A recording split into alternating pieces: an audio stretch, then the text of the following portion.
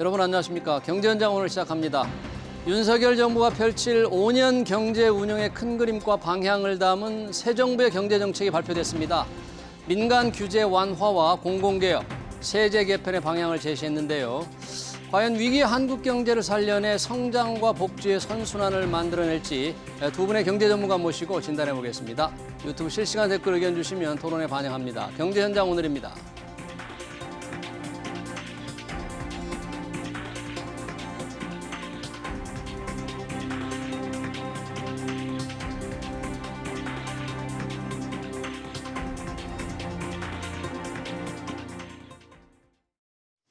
네, 새 정부 경제정책 방향 토론하기 위해서 두 분 모셨습니다. 신세돈 숙명여대 경제학부 명예교수, 이인철 참 좋은 경제연구소장 나오셨습니다. 어서 오세요. 반갑습니다.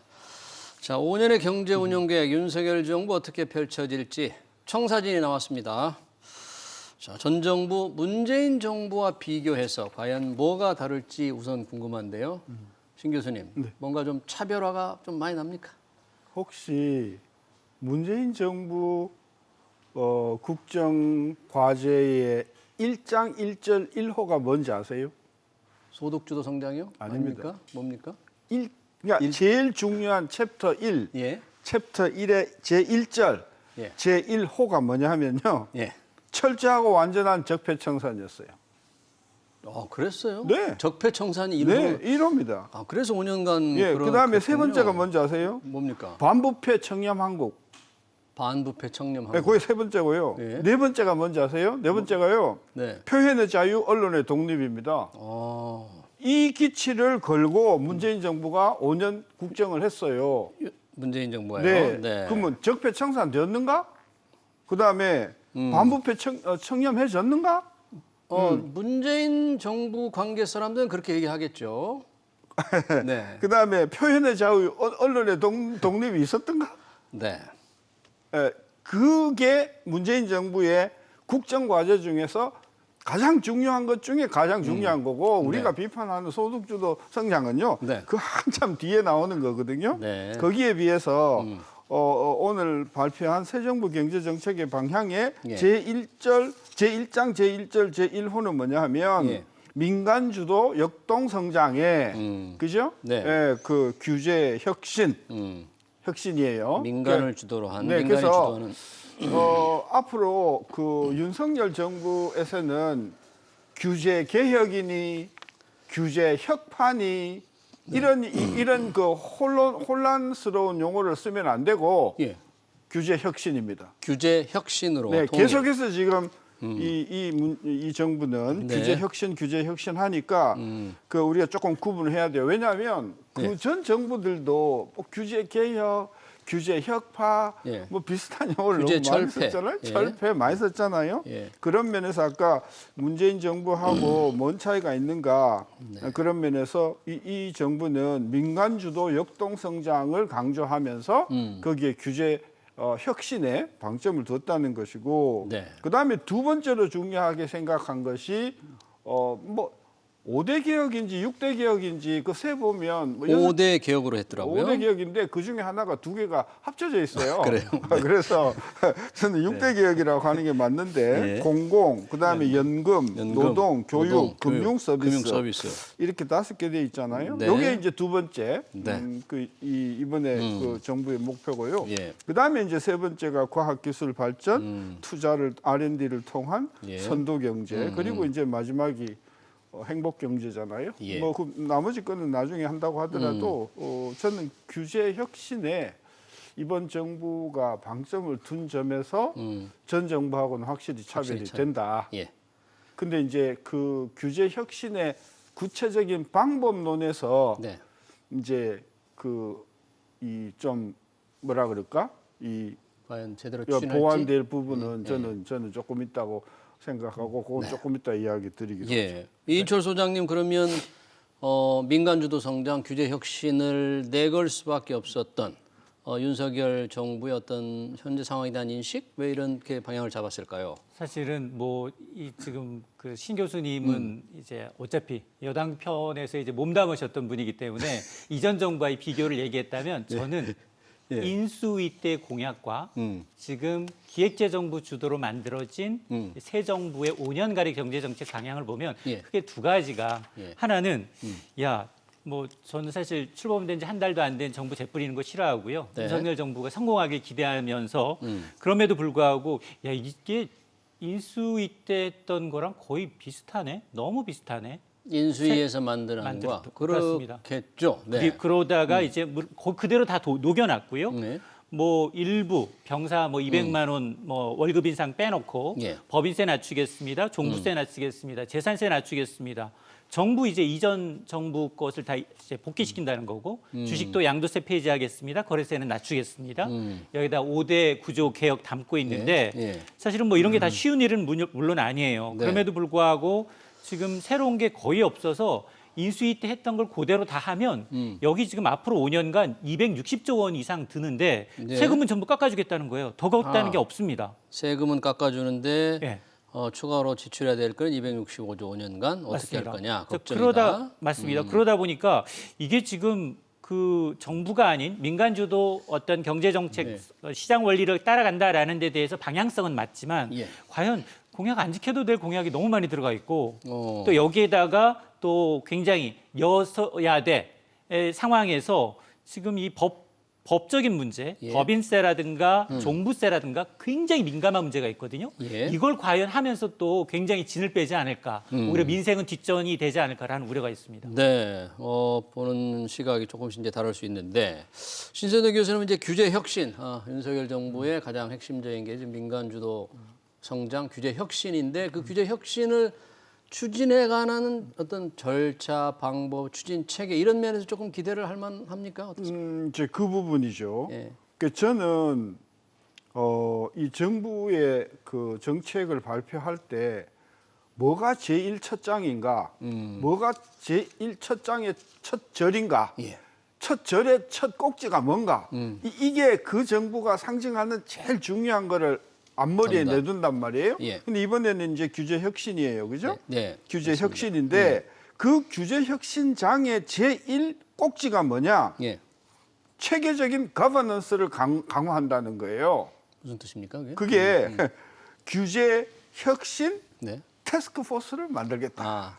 태스크포스 특별 네, 그게 팀을 그 만들겠다. 1장 1절 1쪽에 또 제일 먼저예요. 예. 근데 그 어제 네. 총리께서 네. 어제 14일 그전에요. 네. 총리께서 새 정부 규제 혁신의 추진 방향이라는 보도 자료를 냈어요. 그렇습니다. 네. 네, 거기에 내용에 보면 대통령이 주재하는 규제 혁신 전략 회의를 만들고 네, 이게 전에 없던 겁니다. 규제 혁신 전에 전략회의. 규제 개혁위원회라는 게 있었어요. 예. 그게 이제 공식 조직인데 예. 그건 이제 아마 총리가 제일 수장이 되나 봐요. 그걸 이제 격상을 해갖고 대통령 중심의 예. 혁신 전략회의를 만들고 네. 그 밑에 규제 혁신 추진단을 만들고 네. 그 추진단 밑에 태스크포스를 만들고 그 밑에. 이런 식으로 지금 이제 가버넌스를 만들겠다고 했단 말이에요. 추진 체계를 그렇게 만들겠다. 하겠다. 예. 근데 비슷하게 전에도 규제개혁위원회, 그다음에 민관합동 규제개선 추진단, 그리고 뭐 태스크포스가 조직이 다 있었단 말이에요. 예. 그런데도 안 됐단 말이죠. 예. 저는 그래서 이렇게 거버넌스를 이렇게 고친다고 그게 개혁이 혁신이 될까? 추진 체계만 바꾼다고 해서 네. 있는 규제를 다 없애는 데 성공할 수 있을까? 저는 왜 그거를 조금 어렵다고 보냐 하면 예. 한번 보세요. 거기 이제 주로 뭐 장관, 네. 그다음에 이제 민간 단체일 거란 말이에요. 네. 민간 단체라고 하면 대부분 경제 단체장일 거라요. 예. 말이에요. 이 장관급이니까. 그래 갖고 회의를 하면 자, 규제 혁신 이야기합시다라고 하면 첫째 민간 단체장들이 그 진짜 자기 속내를 다 털어놓고 이야기를 할 수 있을까요? 네. 쉽지 않죠. 쉽지 않죠. 네. 왜냐하면 여러 가지 지원을 정부에서 네. 받고 있는 입장인데 그 회의에서 민간 단체의 장께서 그 장관이 있는 자리에서 예? 무슨 부서에 무슨 제도는 이걸 고쳐줘야 됩니다. 이런 이야기가 하기 어렵기 때문에 관주도의 이런 어떤 가버넌스는 실패하기가 딱 좋다. 그래서 제가 지난번에 이 자리에서 뭐를 강조했냐면 규제 혁신 하시고 싶으면 대통령이 직접 장관 빼고 공무원들 민간 빼고 부분만 분야별로 몇 개의 규제 혁신 단을 만들어서 네. 거기서 안을 만들어내면 그걸 가지고 대통령께서 비서실이나 부서에서 야 이런 것을 고쳐달라고 하는데 그 부분에 대해서 너희들이 한번 안을 가져와 봐. 이렇게 해야지. 네. 공무원들하고 민간 부분을 섞어 놓으면 현실적으로 저는 민간 부분에서 대놓고 저는 그 이야기를 하지 못할 것 같아서 그리고 네. 그게 여태껏 규제 혁신을 모든 정부가 했지만은 안 되는 이유가 뭐냐? 저는 칼을 가지고 있는 공무원들이 거기 끼어버리기 때문에 저는 그렇다는 차원에서 이게 형식적으로는 대통령 규제 혁신 뭐 이게 전략회의라는 걸 만드는 게 좋겠지만 실제 돌아가는 차원에서는 공무원은 꼭 필요한 사무관 한 2명 사무를 담당하는 사람 집어넣고 나머지는 완전히 그래야 민간 주도가 되지. 그러니까 규제 혁신, 규제 철폐도 민간에 맡겨야 되는데 네. 새로 만드는 이런 추진 체계로서는 전 정부나 그전 정부와 뭐 크게 다를 게 없다는. 민관주도는요. 민관주도는 말이 성립이 잘 안 돼요, 사실은. 민간주도여야지. 민간 주도에 대한 네, 좀 근데 걱정을 지금 하시네요. 이렇게 하는 거는 민관주도라고 했지만 이게 사실상 그렇게 될까 저는 그런 면에서 좀 의문을 제시하는 거죠. 예, 우리 시청자의 댓글도 그런 게 있네요. 규제 혁신 정말 힘들죠. 역대 정부들이 다 실패한 것이라. 좀 관련된 내용으로 조금 들어가 보면 지금 관심이 중요하게 또 발표한 게 이번 경제정책 방향에서 감세입니다. 감세. 감세라고 이렇게 규정을 해야 될지 모르겠습니다. 법인세를 대폭 낮추겠다. 맞습니다. 단순화시키겠다. 이게 그러면 전 문재인 정부 이전으로 돌아가는 건가요? 맞습니다. 이제 과세 표준 3천억 원 이상인 대기업들이 받는 세율 지금 뭐 이전 정부 때 이제 22에서 25%로 상향 조정을 했는데 이걸 또 되돌리겠다는 겁니다. 이게 뭐 대통령 공약 사항이기도 했기 때문에 이걸 그대로 반영을 한 것으로 보입니다. 자, 문제는 법인세가 우리나라 전체 세수에서 차지하는 비중이 만만치가 않아요. 전체 세수의 한 4분의 1 정도를 차지합니다. 올해도 한 10조 원 정도 1분기 내에 더 거친 것으로 지금 추산이 되고 있는데 과연 이렇게 큰 비중을 이제 감세를 해주게 되면 최고 세율을 내리게 되면 수조 원대 이제 세수 감소가 좀 불가피한데 세수 감소. 그렇습니다. 올해 한 100조 정도 남짓 거칠 것으로 예상되는 이 세수 감소분을 어떻게 할지 이게 하나 관건이고. 근데 앞서 제가 말씀드렸던 것처럼 지금 깎아주겠다는 게 너무 많습니다. 법인세, 종부세, 그렇습니다. 상속 증여세에 대해서도 조금은 공제폭을 완화하는 방안, 납세자 부담 완화를 추진하고 있고요. 여기다가 뭐 주식 같은 경우에도 양도세는 이제 대주주 100억 이상을 제외하고는 폐지하겠다라는 거고요. 거래세는 점점 비중을 낮추겠다는 겁니다. 이렇게 되면 세금을 더 걷겠다는 것보다는 세금을 더 깎아주겠다는 것이 훨씬 더 많습니다.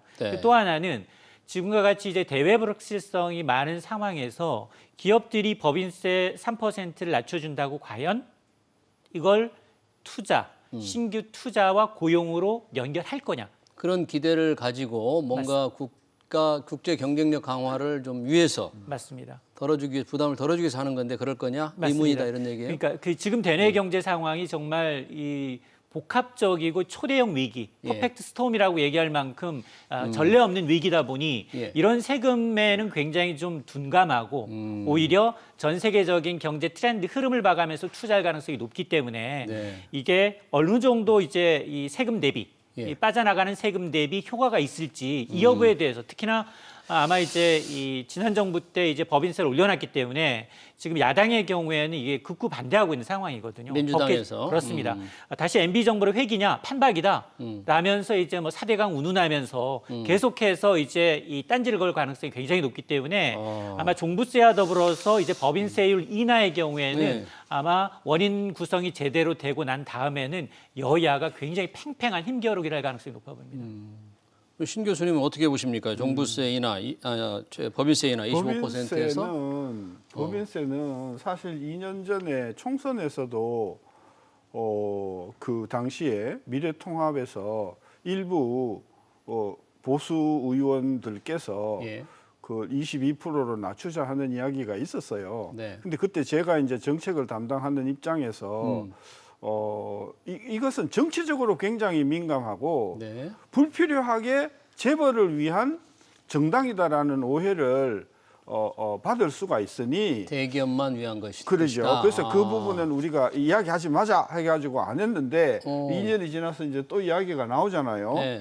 저는 법인세 인하는 한다고 하면 네.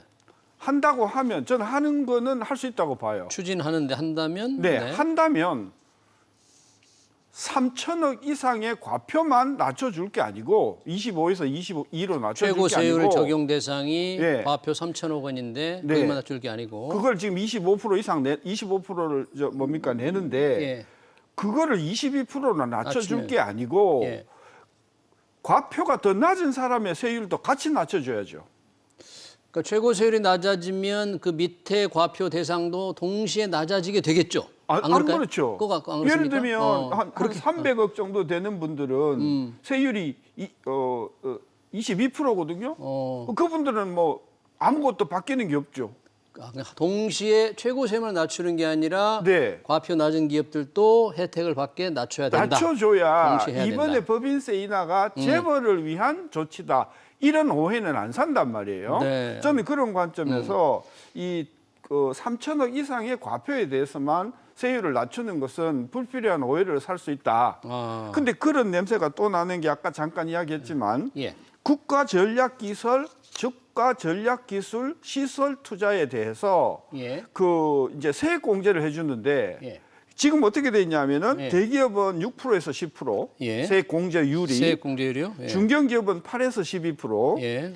중소기업은 16에서 20% 공제를 해주거든요. 예. 이걸 바꿨어요. 어떻게 바꿨냐 봤더니 예.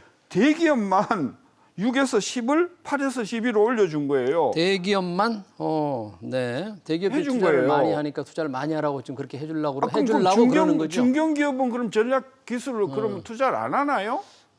저는 그래서 이번에 이제 다 좋은데 너무 대기업 중심으로 이게 그 혜택이 가면 이 정부는 재벌을 위한 정부다. 이런 인식이 확 박혀버리면 이게 지금 중도표들이 예. 이거 해보니까 결국은 안 그래도 양극화가 좀 죽겠는데 이거 대기업만 이렇게 해준다고 하면 나중에는 선거에서는 굉장히 불리하다. 저는 그래서 이 네. 세액 공제도 하려면 저는 중견기업, 중소기업도 같이 혜택을 동시에. 네. 그래 해야 저는 공정하다, 상식에 맞다. 저는 그런 차원에서 네. 이번에 세부적으로 그런 부분들을 좀 손을 좀 봐줬으면 좋겠다 하는 이야기를 네. 하는 거죠. 법인세 최고 세율만 25에서 22로 낮추지 말고 아예 전체 과표별로 다 낮추는 것. 그렇죠. 세액 공제도 동시에 다 낮추는 것. 그래서 대기업만을 위한 게 아니다. 네. 이렇게 반드시 해야만 된다는데 인철 소장님, 주식 양도 차익이 있잖아요.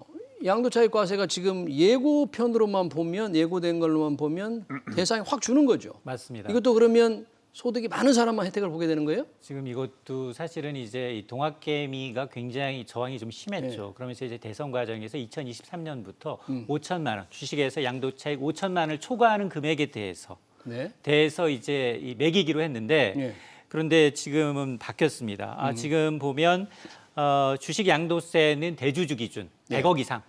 100억 이상. 그렇습니다. 100억 이상에 한해서 이제 매기고 그 나머지 100억 그러니까. 이하의 경우에는 종목당 100억, 100억. 이상의 주식을 갖고 있는 사람에 그렇습니다. 대해서만. 지금은 10억이죠. 현재는 10억이고요. 예. 그리고 이제 한 종목에 대해서 1%, 코스닥은 1%, 유가증권 시장은 3% 이상일 경우에 한해서 이제 주식 양도세를 내는데 그러니까 대부분 대주주이거나 이제 지인들, 이 관계에 있는 분들인데 이런 것들이 이제 완전히 이제 바뀌는 거죠. 그러면서 사실은 이 거래세도 다시 낮춰요. 지금도 이제 소폭 낮아져서 0.23% 정도 통행세로 네. 매도할 때 전체 매도 금액의 한 0.23%를 걷고 예. 있는데 예. 이것조차도 0.22% 정도로 낮추고요. 내년에 0.2%로. 맞습니다. 네. 그리고 이제 양도세의 경우에는 개인 투자자가 100억 이상 투자하는 분은 슈퍼개미지 거의 없잖아요. 그렇죠. 종목당 100억을 가지고 있으려면 그렇습니다. 그런데 자, 그러다 보니 이제 이것 역시 선진국과는 좀 역행하고 있는 게 아니냐. 왜냐하면 선진국도 통행세는 걷질 않아요. 네. 즉 거래세는 걷지 않으면서도 소득 있는 곳에 세금이 있다. 네. 양도 차익에 대해서는 세금을 부과하고 있는데 네. 이걸 좀 역행하는 것이어서 이게 왜 들어가 있는지 공약집에는 잘못 들어가 있다 하더라도 이건 좀 빼야 되는데 그래서 저는 야, 대통령은 바뀌었는데 관료들은 여전하구나. 전혀 자기 목소리를 내지 않은 게 그대로 녹아나 있습니다. 이 대통령의 공약이 좀 반영된 셈이죠. 반영됐어요. 네. 근데 이거는 알고 있어요. 금융 자본시장 업계에 근무하시는 분이라면 전 세계적인 추세가 트렌드가 거래세는 없애고 양도세 차익은 이제 부과하는 쪽으로 가고 있다는 걸 알고 있는데 네. 근데 지금 그거를 좀 간과한 것 같아서 좀 우려스럽습니다. 동시에 세금만 좀 더 얘기하면 지금 종합부동산세 인하도 1주택자 많은 혜택이 좀 갈 것 같아요.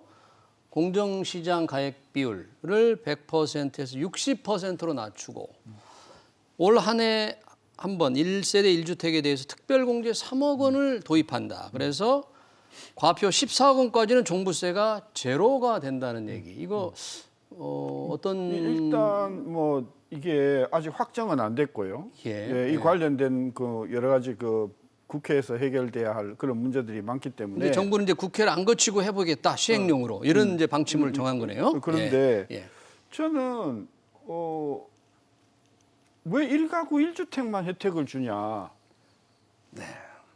1세대 1주택자, 일가 1주택은 특별공제로 3억 원으로 혜택을 받고 공정시장 가액 비율 낮추는 것은 종부세 뭐 네. 이런 거 혜택이 전부 그 단서가요. 1가구 1주택에 하나에 이렇게 붙어 있거든요. 네. 근데 우리 통계를 보면 1가구 2주택, 3주택자라도 그 가액을 공시가액 가격을 다 합하면 10억, 11억도 안 되는 사람들이 네. 몇만 가구가 넘거든요. 아마 이제 공정시장 가액 비율이 낮아지면 그거는 다주택자도 좀 적용이 될 것 같아요. 그러면 조금 혜택은 볼 것 같습니다. 정부는 다주택자에게도. 저는 이 부분은 네. 지금 안 그래도 그 다주택자들이 예. 되게 뭐 재벌이신 줄 아는데 예. 다주택자들 중에서 강남에 2채 1에 가지고 있는 분들은 예. 일부 고위공무원 말고는 없어요. 네. 대부분의 다주택자들은 그거에 하나의 소득으로서 은퇴하고 나서의 소득으로서 아주 작은 것들을 가지고 있는 분들이 많단 말이에요. 네. 그분들에 대한 혜택이 너무 없는 것 같아서 네. 저거 읽다가 화가 나가지고 저는 안 읽었어요. 네, 뭐 저는 이번에 참 이번에 알겠습니다. 부동산 관련세가 7월인가 언제 그 확정돼서 나오면 예. 저 그때 한번 예. 들여다보려고 합니다. 알겠습니다. 1세대 1주택자는 어떤 특별공제 3억 원이 도입되니까 공시가 14억 원까지 시가로 하면 20억 원 정도까지는 종부세를 하나도 안 내게 될 것 같고 다주택자도 공정시장 가액 비율 60%로 낮으면 세부담이 좀 완화될 것 같습니다. 근데 이게 이제 꼼수라고 지적을 받을 수밖에 없는 게 부동산 관련 세제를 이제 개정하기 위해서는 법 개정이 필요합니다. 근데 그렇죠. 시행령만으로 가능한 것을 여기저기 찾아서 공제에 넣어주고 예. 또 공정시장 가액을 거의 반토막으로 100%에서 예. 시장 거래 가격의 100%에서 60%로 반영한다는 거거든요. 이거를 그리고 한시적으로 1년만 한다? 그러면 내후년 세금은 어떻게 되는 거죠? 네. 이에 대한 답이 없기 때문에 이게 깎아줘도 깎아준 것 같지 않은 논란을 더 키울 수 있는 그런 대목입니다. 예, 이인철 소장님 말씀한 게 우리 시청자가 아까 주식 양도차익과세 100억 원으로 늘리는 거에 대해서 양도세 때문에 연말만 되면 주가 폭락하는 건 어떻게 생각하느냐 이런 지적. 그러니까 대상을 좁히는 건데 바람직하지 않느냐 이런 지적 같으신데요. 글쎄 사실은 공매도도 비슷해요. 예. 장단점이 다 있습니다. 예. 그건 우리나라만이 문제가 아니고요. 예. 자본시장이 자본시장이 좀 개방돼 있는 국가의 경우에는 분명히 이런 이제 세제 이 결산 시점에 한해서 매물이 좀 나와요. 예. 왜냐하면 배당락이 있으면 당연히 떨어지는 건 마찬가지거든요. 예. 그러니까 이제 그것까지 감안해서 세금을 안 깎아준다? 그런 것 때문에 이제 조세 제도가 바뀐다? 이거는 좀 어폐가 좀 있는 거고요. 예. 그리고 이제 소득이 있는 곳에 이제 세금이 있다라는 법칙은 전 세계 자본시장이 공통적으로 이제 추구하는 거기 때문에 아마 양도세는 아마 제가 기본적으로 봤을 때 이제 궁극적으로 가면 양도세는 거둘 확률이 상당히 높다. 알겠습니다. 다만 우리가 지금 따로 걷고 있는 이 통행세인 거래세는 없애거나 이제 굉장히 낮추는 방향이 맞다라고 봅니다. 자, 그리고 이제 공공개혁과 더불어 연금개혁, 노동개혁, 교육개혁, 아까 5가지 개혁을 이제 강도 높게 추진하겠다. 임기 중에 심 교수님, 이게 참 다 갈등 이슈 아니겠습니까? 이 기득권도 있고 서로 이 대립도 많고 쉽지 않은 과제인데 하나하나가 워낙에 무게 있는 중요한 추진 과제인데 어떻게 보십니까? 일단은 이번에 발표된 네. 내용을 하나하나씩 보면요. 제가 아주 요약해서 정리해 왔거든요. 예. 공공개혁의 핵심이 뭐냐? 네. 공무원들 유사중복 업무를 폐지하겠다. 정비하겠다. 그거예요. 예, 유사 중복 업무. 네. 무슨 뜻입니까, 그게? 그 뭐냐면 비슷한 일을 여러 군데서 한다는 거죠. 그래가지고 그러면은 뭐 이거는 어느 부서에서 해라. 그럼 나머지 사람들은 유휴일릭이 되잖아요. 네. 있으나 마나한 사람 되겠잖아요. 그죠? 네. 이 사람 자를 수 있을까? 인원 정리할 수 있을까? 공무원들은 못 자르죠. 못 자르죠. 네. 그러니까 공공개혁이라는 게 그리고 자발적으로 혁신을 유도하기 위해서 인센티브 준다?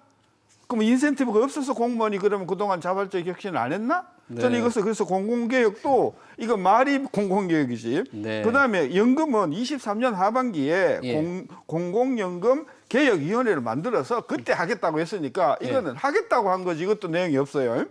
그다음에 노동개혁도요. 예. 근로시간을 지금 52시간인데 네. 이 근로시간 제도를 개선안도 올해 하반기에 만들어가지고 한번 공론화 시켜보겠다. 이것도 내용이 구체적으로 없죠. 그다음에 교육, 대학 교육 규제 개혁위원회를 22년도 하반기에 만들어서 이것도 한번 앞으로 하겠다. 그다음에 지방 고등교육위원회를 새로 설치하겠다. 이것도 내용이 별로 없죠. 네. 그다음에 금융 혁신도 금융개혁도 태스크포스를 만들어서 실시하겠다. 내용이 없어요. 이제부터 만들겠다는. 그렇죠. 이게 전형적인 기재부의 그 경제정책 방향 스타일이에요. 그래요? 제가 지난 5년 동안 문재인 정부의 그 특히 김상조 전 정책위원장 있을 때 그쪽에서 나오는 내용을 보면 예. 절반 이상은 몇 월 달에 해서 몇 월 달에 발표하겠다. 예. 이런 식인데 이런 부분은 그렇게 할 거면 예. 이 안에 넣지 마라. 이 종이 좀 아끼자. 예? 네.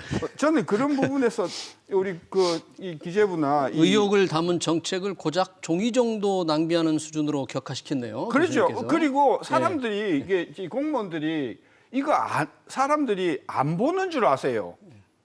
왜 열심히 보죠? 네. 열심히 보고 있습니다. 네. 특히 이제 언론들이 잘 안 봐서 그러긴 한데 예. 이게 한 줄 한 줄 한자를 다 들여다보고 있단 말이에요. 예. 그래서 저는 이렇게 8월 달에 난다 그러면 열심히 8월 달에 기다리고 있거든요. 네. 그 내용 보면은 또 별거 없어요. 그러니까 너무 추상적이고 추상적이고 구체적이지 자꾸 않고 뒤로 미루고 의지가 확고하지 않고 저는 모양만 이렇게 멋있게 아니, 포장만 장수만 50몇 장이에요. 장수만 들렸다. 그러니까 앞으로 예. 우리 정부가 이런 정책을 하려면 54페이지 이렇게 만들지 마시고 예. 앞으로 딱 할 것만 그저 준비된 것만 저는 발표를 했으면 좋겠는데 예. 그 정리하면 5대 부문 개혁도 앞으로 하겠다.